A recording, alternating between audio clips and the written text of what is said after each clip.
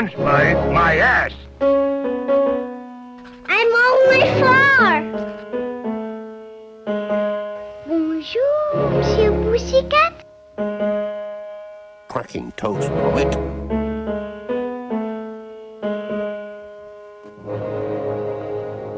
Start spreading the news. Hello, everyone, and welcome to the Short Podcast about short films. I am your host, and we are discussing the Academy Award for Best Animated Short. Today's episode is about the 7th year of the award at the 11th Academy Awards, which celebrates the films of 1938. Today's guest is a good friend of mine, a frequent guest on many Oscar podcasts, and a connoisseur of on-screen male nudity. It's Ronaldo Sosa. Hello, Ronaldo. Hello, and that introduction. I thought it was the best way to describe you, because it is. Usually I try to have, like, if they host a podcast or something, I just like mention that, or if they do anything like that. But I just thought, I feel like that's the best way to describe you to our audience. Yeah, I feel like that is correct, and I also don't have a podcast, so I don't see anything else. So yeah, but welcome. Okay, thanks for inviting me. So tell us, what is your familiarity with the Best Animated Short category? So before this year, I a long time ago, I had seen the House of Mouse Cubes, and that was about it. And then recently, like in the last 2 years or so, I've been like watching all of as the short list come out. I've been like trying to watch them all before the nominations, and also watching all of the nominees. So I was familiar with the nominees of the last 2 years, more or less. And but then, like this January, because of you, I started watching all of the nominees, and I am almost completed. Like I'm halfway through the 2000s. So now I'm very familiar with it, probably more than most of the hosts that you're gonna have here. Yeah, it's like you and Christoph are gonna be my only guests that have really any kind of familiarity outside of like recent nominees and like the most famous shorts and all that. It's just, yeah. So while it a lot of this podcast is meant to be like introducing people to all these new shorts, it is also nice to have people who are like already familiar with the category, so we could just talk about like where this category will go, and just like look at this at like at this point in history, considering what's before it and what's after it. Yeah, like in the context of how the category changes over the years, and how like in this early years, like it's mostly just Disney, and yes. The things that aren't Disney are just trying to copy Disney. Let's just get into these nominees. For the first time, we have more than 3 nominees in the category. This year has 5, but it won't be long until we double that. But anyway, our first nominee and the year's winner is Ferdinand the Bull, directed by Dick Rickard. And that is, in fact, his real name, Dick Rickard. This is the 10th nomination and 7th consecutive win for Walt Disney, winning every year of the category so far, including last year with The Old Mill. However, this is the first Disney win that does not come from a silly symphony cartoon, with Ferdinand being a standalone short. Disney himself is having a big year. Not only did Disney win this category again, not only did he also get an honorary Oscar this year for Snow White, being presented to him as 1 big Oscar and 7 little Oscars alongside it. Walt Disney is 4 of the 5 nominees in this category. There's only 1 nominee not made by Disney. This is clearly the peak of Disney's dominance in this category. Walt will have 26 more nominations in this category after this year, but only 5 more wins. But anyway, back to Ferdinand the Bull. Surprisingly, this isn't some long-known fairy tale, but instead, this is based on a children's book from 1936, only 2 years before the short was released. It's about a bull named Ferdinand who doesn't like to fight or play and just likes to sit under a tree by himself, but he is suddenly chosen to take part in a bullfight. Ronaldo, start us off. What do you think of this short? So this short, and like all of the ones in the category. I had seen them before a few months ago, and this were all rewatches. And this was the one that kind of suffered the most from the rewatch because I really enjoyed it the first time. And now I still liked it, but I don't know if I saw more of the problems, like the constant narration, and also like I don't think that the voice work of like all the characters, I don't think it was very good, really. Mhm. And then there's also like the first thing you notice about it is that Ferdinand is very clearly queer coded with like yeah, in the he's like this bull while all of the other bulls are like trying to act tough and show how strong they are, and he's just like moving really flamboyantly and like smelling flowers, and he's very close to his mom. Mhm. So yeah, I think like that part was what made me enjoy it the first time, like the curiosity of that. But then I think this time I was just like paying more attention, and so I saw more of the flaws. Mhm. Yeah, the voice acting was one of the first things I really remarked upon entirely when I was watching this. It's just like, oh god, these voices are not that good. Like the narration is whatever, but like when Ferdinand or his mom start talking, it just doesn't work. And yeah, it's just like he's not like other bulls. He just likes to lay around under the tree and just smell the flowers, you know. Nothing weird about that. It's not, don't pay too much attention to it. He's just he's just different, you know. Leave him alone. uh, but yeah, it's just like this short. It's fine. It's pretty whatever, but it especially considering like the other nominees in this category or the past winners in this category, he for Disney specifically, it's like this feels like a bit of a step down. And I guess it's because like that's partially because like those were silly symphonies and this is not. Like silly symphonies was the big like technological advantage, the to try new things kind of thing for Disney as a company, as like animators. But this is just some one-off short, so it's like they aren't really uh, trying to do anything too special or anything. But still, it just feels kind of like the animation is fine. It's not like breathtaking or anything. It's not as interesting as some of the other Disney shorts as that we're going to watch this year. Or like I think it's just not as good as it could have been, I think. And the plot itself is, yeah, it's just fine. It's just this standard story of like the bull who wants to do one thing, he's forced to do another thing, but he just kind of doesn't do that thing. And then he's like goes back to whatever. Like he's just a very passive character, which is the Yeah, point, but still. yeah, and the thing that I kind of enjoy about it is that they don't like punish him for being different or anything. Like even at the ending, the narration is just like he's different from the other bulls, and that's okay, and people should just leave him alone or something like that. Yeah, it's So yeah, it's a nice watch because like the good thing about the shorts really is that they are that they're short, short. and so like even if they aren't the best thing, like it's not really a loss of time because it's like under 10 minutes. Exactly. Uh, but yeah, it's just I guess this might be kind of a problem with some of the shorts at this time. It's just like they can get just kind of bland sometimes. And I felt like this one was just kind of bland for me.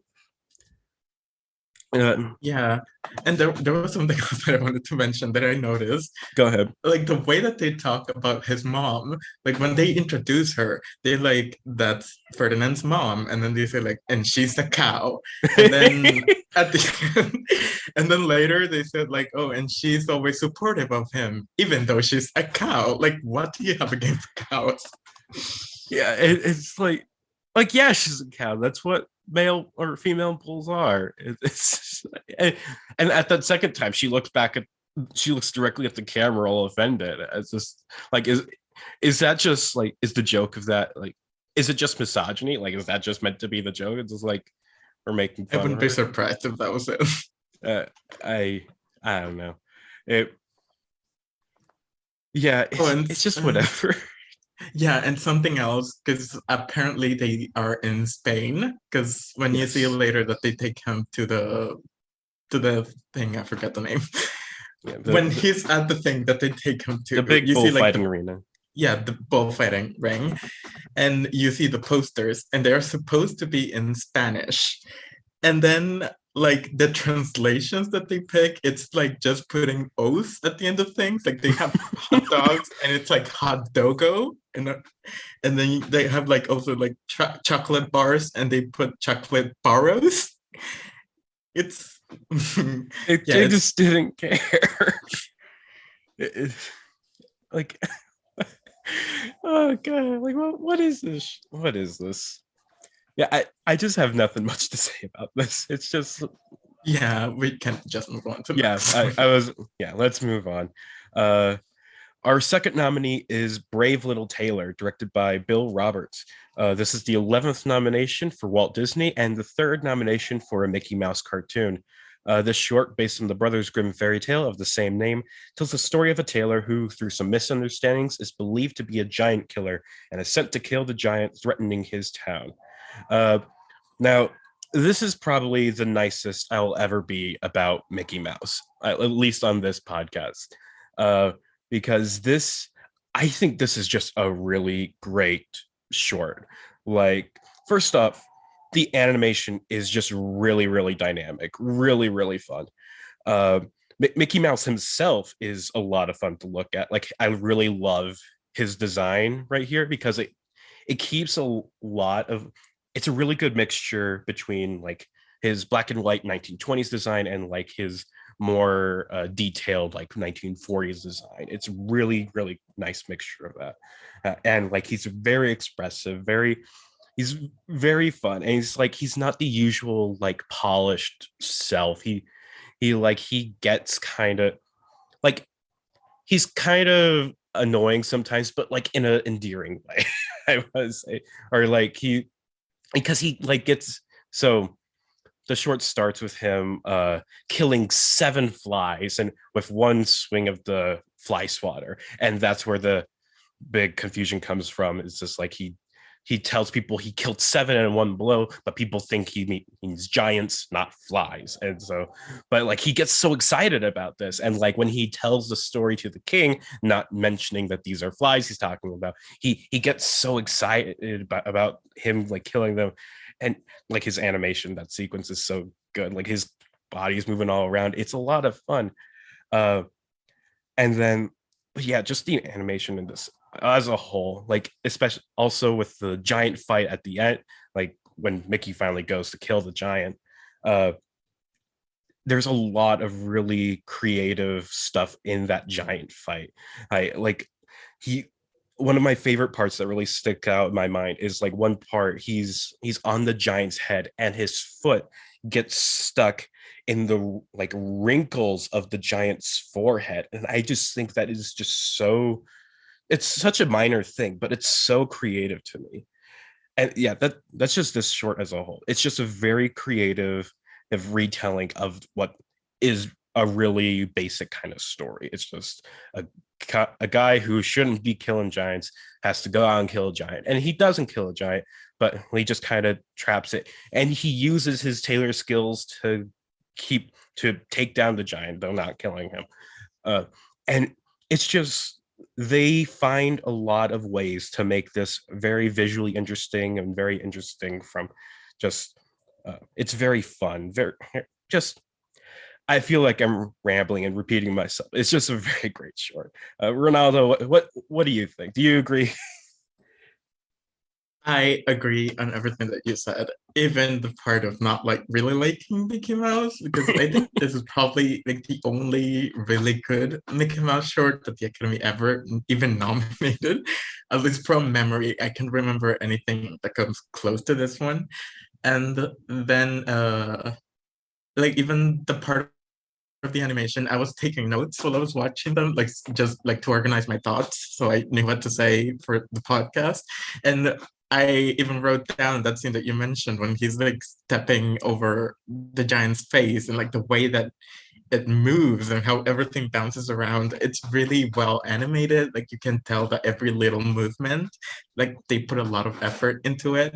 And it's like just on that level alone, it's probably like uh so it's so much better than, like, not to spoil my thoughts, but it's so much better on that level than all of the other nominees in this Mhm. category.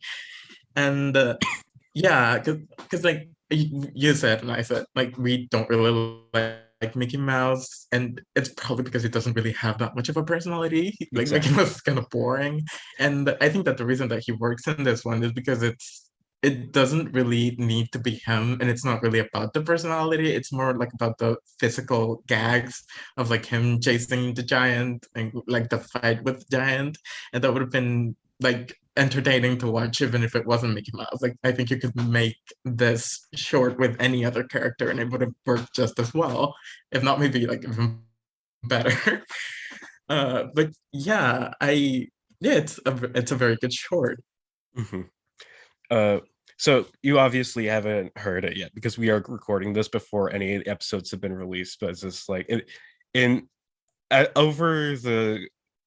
over the series, I have talked a few times about Mickey Mouse and how much I hate him, especially in our first episode, which I did with Christoph. Uh, I- we both go on rants about how Mickey Mouse fails as a character, and this is just a very good antithesis to that. And yeah, I don't know why. I just very, very endeared with this short. It's just very good. And I also want to point out how Minnie Mouse, uh, who Kristoff hates more than Mickey Mouse, uh, just I don't know why I mentioned that. But Minnie Mouse in this is a very non-character, which makes her better Yeah, she's because just there to kind of be horny for Mickey because she just like sees him when he's telling the story to the king, her father, and then she's just telling him like, "Oh, I want to marry him," and then he says like, "Oh, if you kill the giant, you can marry my daughter." yeah, yeah, you just see her in that scene at the castle, and then you see her at the end riding on the carousel that's powered by the giant snoring, when they're eating ice cream together on it or whatever. And it's just like, yeah, just those two scenes. She doesn't get any lines, and she's a lot more likable than she is in like Mickey's Orphans or something. And on the what you mentioned earlier about this maybe being the best Mickey Mouse short, I did look through all the Mickey nominees before recording, and I also think Mickey's Christmas Carol is good. Like not as good as this, but I think that's another good short of his. And I think And that it's might be again another like famous story that would have yeah, worked. it's an adaptation of another story rather than just being Mickey Mouse doing funny things or something. Yeah, this Mickey Mouse does not have a lot of good material out there, especially not when it comes to the Academy. Uh, so it goes, I guess. And any other thoughts, or should we move on? But this one in particular, not really. Just one thing that I wrote down, which is when the king is offering Mickey the reward. Like the currency in this Mickey Mouse world is like bazookas or something like that. I don't know. I just thought it was kind of Oh, I didn't funny. even notice that. Uh, But all right, I think that's a good place to move on. So, our third nominee is Good Scouts, directed by Jack King. This is the 12th nomination for Walt Disney and the first nomination for a Donald Duck cartoon, and also featuring Donald's nephews Huey, Dewey, and Louie, who made their second ever appearance here after the short Donald's nephews debuted earlier this same year. The short shows Donald taking his nephews on a camping trip, and comedic hijinks ensue. Uh, Ronaldo, what do you think of Good Scouts? I am a really big fan of Donald Duck and the three nephews. I forget the names. I just know Hugh and Huey, Louis. I'll Dewey, forget the and other one. Louie. Yeah, I really enjoy them, and think I think they always have a fun dynamic, and as most people who know me, I don't like kids, but I kind of enjoyed how awful they are in a way, even though they aren't that bad here, because in this one they're trying to help, Donald, but they make things worse all the time. And I said that I was taking notes for all the shorts as I was watching them, and this was the one that I didn't take any notes for because it's like kind of really straightforward. Yeah. It's just like Donald getting into bad situations, and the nephew is trying to help him, and they make things. Yeah, it's just a bunch of comedic hijinks.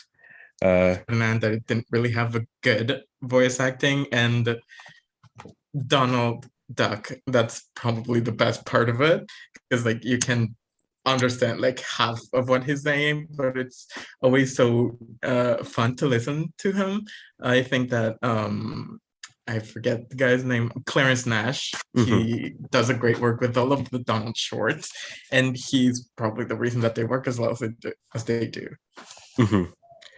Yeah, I forget if this was like at the time when like Huey, Dewey, and Louie were also all just yeah. Clarence Nash is just voicing all of them.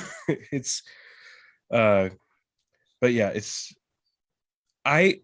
So you mentioned before that Ferdinand the Bull had dropped down a bit for you on a rewatch. This short had actually dropped down a bit for me on a rewatch because I thought like the first time I watched this, I was just having an absolute blast with this short. I just thought it was so hilarious. At this time, well, I think it is a good short. It is funny. It's not like the best Donald short or anything like I thought it was before. It's just good, you know.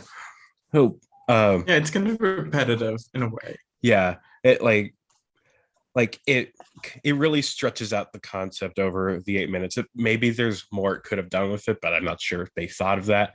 Uh, and it's just like yeah, it's just kind of the same formula over and over again. And like before I had this as my favorite short of the lineup, but now who knows what my number one could be. uh but yeah, this is still a good short in my opinion. I think it's a good solid Donald short, and I like the nephews. They're utilized better in other shorts, but they do well here. And it's nice how so early in their usage, their second short ever, that they still have like such a firm dynamic. Like they already pretty much got the whole character down or whole characters down. So it's just they didn't really become like distinct from each other until DuckTales, I guess. I think Yeah, because they're you can really tell them apart in this one. They are even kind of dressed the same. yeah, they aren't really color coded or anything. No. Yeah, they're just the three of them. Yeah. Uh, I feel like that's about it for what we have to say. It's just a Donald Yeah. short. So our fourth nominee is Hunky and Spunky, the only non-Disney nominee this year, directed by Dave Fleischer. This is a third nomination for Max Fleischer and Fleischer Studios, who make films for Paramount. Hunky and Spunky are two donkeys, a mother and child, who appeared in a fair share of Paramount shorts from 1938 to 1941, with some scattered appearances later on. As for this, their debut short and their only Oscar nomination, it just shows the two donkeys doing things in the desert until the child one gets taken. Uh, so I hated this. Uh, this is not a good short. This is very, very bad, at least in my opinion. Uh, it's very unpleasant. The animation is just so ugly. And like, so Fleischer Studios, one of their previous nominations was Popeye the Sailor meets Sinbad the Sailor. And that is such a gorgeous short. And it just like comparing and just knowing that they could do that, but instead they make this, it's just so frustrating. It's just like, and the voices are so awful and unbearable to listen to. And they try for comedy and just the donkeys doing things, but it's not funny. And then at one point there's this man comes who's also just very uglily animated, and he gets a lasso and and like sets a trap for whichever one is the child donkey. I don't know if that's Hunky or Spunky. It's not like they actually say their names in the short. But then it's just like eventually he gets in the trap and you just have to watch him get dragged away crying. It's just like, and like the mother doesn't even like go off running to try and save him. She's just like walking while crying. It's just like, this isn't funny. I I'm pretty sure this is meant to be just like a comedic short, but it's not funny. It's just unbearable. I I hate this so much. This is the worst short I've watched so far for this series. And I've seen all the shorts before, this is one of the worst shorts in the category history, in my opinion, at least. I just can't tolerate this. Ronaldo, what do you think? I think that you're absolutely right. It looks horrendous. Like, I don't even know what they were trying to go for. I don't know if it was trying to be funny or if it was supposed to be like these cute little animal things, because they look hideous. They were so ugly. Like, even like the thing that they try to do for comedy is like they do like something silly and then the mother starts laughing, but it's such an ugly laugh. And like that song at the beginning, I don't know, it's just like you said, very unpleasant to watch. Mhm. And I don't think it even knows what it's trying to do. Like, it's not funny. It doesn't have a plot really. It's just them going around and then the son gets kidnapped and then he comes back and then they keep going around and doing silly things and making that awful laugh. Mhm. And yeah, and you said that you were even more disappointed because you like the Popeye short, and I also hate that. Oh, you hate the So Popeye short too? yeah, I saw it months ago, so I don't really remember that much why I didn't like it, but I remember not liking it at all, really. So yeah, Uh, this I'm studio sorry doesn't about really that. But you'll need to get your taste re-examined. Uh, uh, though it's interesting how last week's episode, we talked about Educated Fish, which was the Fleischer's last nomination. And that's also horrible. That also is just ugly to look at. It has awful voice acting. And it's like personally, it's like I really like Fleischer Studios. I like Betty Boop. I like Popeye. I like Bimbo. Oh, and it's just like, but what are they do? Like, why? Not only is this like, what are they doing? Why are they making these? But why is the Academy nominating these? It's like, what's good about these? I Yeah, were just they the ones that made that Superman short that got nominated in 41? Yes, that is the Okay, last Fleischer nominee, or at least okay, so I Max think Fleischer. that's the only one of them that I've enjoyed. Mhm. And I really haven't seen any of the non-nominated shorts that they made. So I probably should go looking for some of those to see if I changed my mind. Yeah, like Bimbo's Initiation and Minnie the Moocher is just like there's a lot of good shorts out there, or by the Fleischers. It's just the Academy does not seem to recognize them half the time. Uh, and I also want to point out this letterboxd review that I saw on the page for Hunky and Spunky. It's by user Tim Brayton, and I'm just going to read it out to you. It is useful to remind myself that an animation studio I admire during a period I love so much that I am presently writing a dissertation chapter about it could produce something so outlandishly devoid of even incidental visual appeal. The accordion-like lips of the donkeys wrapping around their horrible, horrible teeth will assault me every time I close my eyes for the rest of the night. And I think that's just a good summary of how unpleasant this short just is generally. The accordion-like lips of the donkeys wrapping around their horrible, horrible teeth. Just And that laugh that just sounds like a dying and animal, that like something laugh. drowning. Jesus, I just hate this one so much. And the next one is not much better, if not worse. Uh, so our fifth and final nominee is Mother Goose Goes Hollywood, directed by Wilfred Jackson. This is the 13th nomination for Walt Disney and the 8th nomination for the Silly Symphony series of shorts. If you remember a few episodes ago, we talked about The Merry Old Soul, and I mentioned how I usually don't like shorts that are just a series of celebrity references. Well, Mother Goose Goes Hollywood is a series of characters as celebrities taking the roles in famous nursery rhymes. Ronaldo, what do you think of our final short? I think that I hated it even more than I hated Hunky and Spunky. Like I said, it's just a bunch of references, and I don't know what it says about me, but the only references that I got from the beginning were the Katharine Hepburn one when she was doing Bo Peep, and also I recognized the Greta Garbo thing when she was doing the what was she doing? Oh, Marjorie Daw. Mhm. And I don't know, it doesn't really have anything. It's just like a bunch of scenes put together that don't really have a rhyme or reason. It's just very random scenes, like intercut by Katharine Hepburn showing up asking for her sheep that were lost.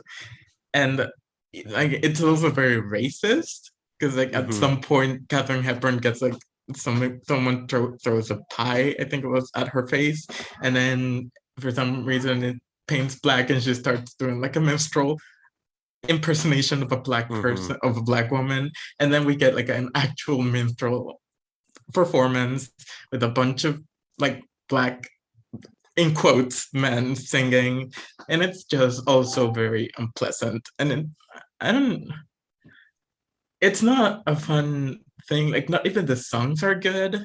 Mhm. So Yeah, yeah, I don't really have much good to say about this one either. yeah, it's just a very straightforward kind of thing. It's just like you get you get a scene with Katharine Hepburn as Little Bo Peep, and she says some lines in a Katharine Hepburn impression, and then you move on to the next scene, which is some guy is old King Cole, and the Marx Brothers come up and they do their little thing, and then it just moves on and moves on, and it just keeps going, and it just keeps throwing all these impressions at you, and just like, well, these certainly are resembling celebrities. I would very much appreciate a joke here.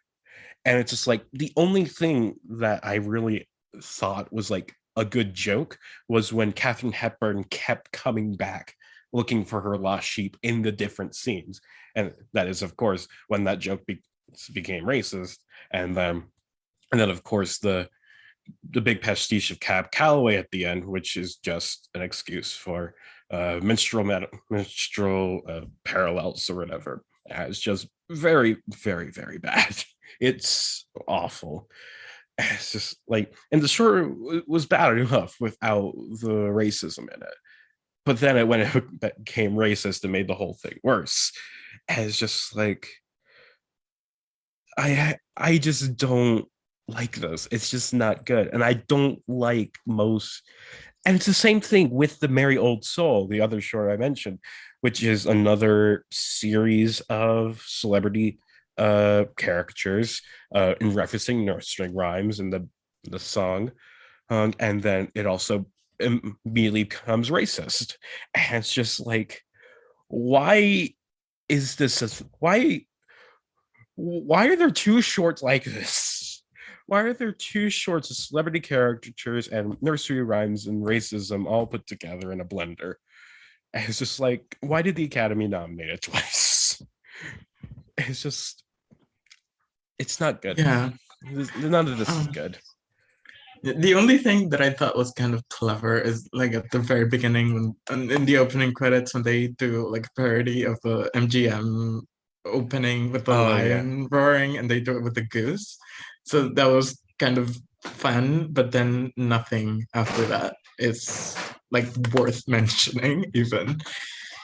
I actually did pay attention to that because like underneath it wasn't a line roaring, I forget what it was, but they had a little logo underneath. It was like Ertsne Ute Uye, and that's just pig Latin for nerds to you. And I it's a dumb joke, but I thought that was kind of funny. And I did kind of like the thing at the end, which is the thing on like where they're all just playing instruments around, I think it was like a boot or something at the end. And it's just like that was fun when it wasn't like focusing on the the racist caricatures that they had going on.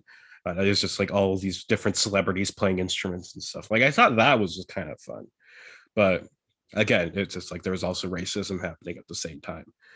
So yeah, just all around bad short. Wish this didn't exist.